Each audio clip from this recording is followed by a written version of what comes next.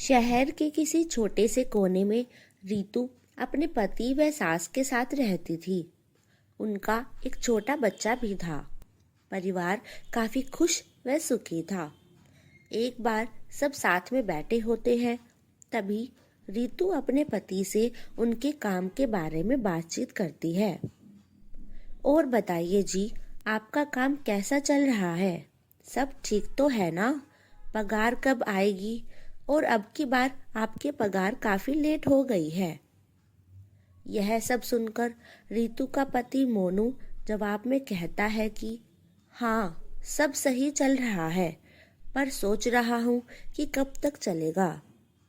मोनू की यह बात सुनकर रीतु व उसकी सास सोचने लगे कि वह ऐसा क्यों कह रहा है। इस पर मोनू कहता है कि उनके काम में मंदी चल रही है और जिस वजह से पगार भी लेट हो गई है।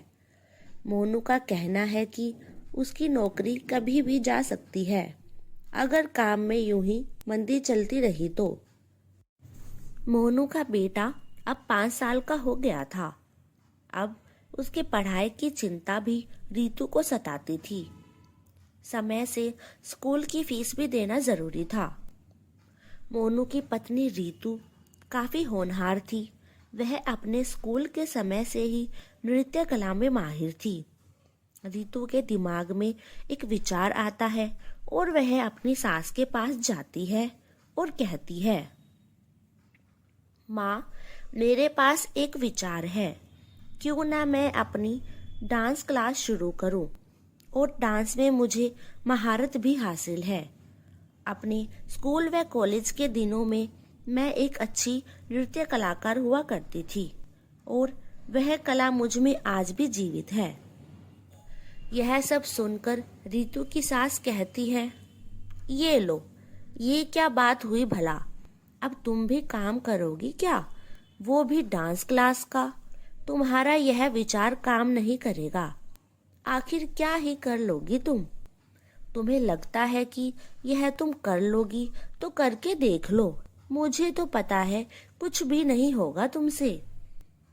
अपनी सास की यह बातें सुनकर रीतु का मन उदास तो जरूर हुआ, लेकिन उसको विश्वास था कि वह यह सब कर सकती है।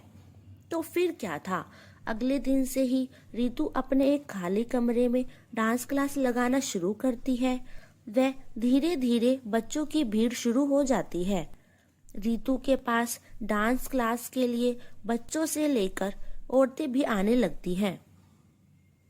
देखते ही देखते रीतु पूरे शहर में मशहूर हो गई थी। उसके डांस की कला ने काफी नाम कमा लिया था।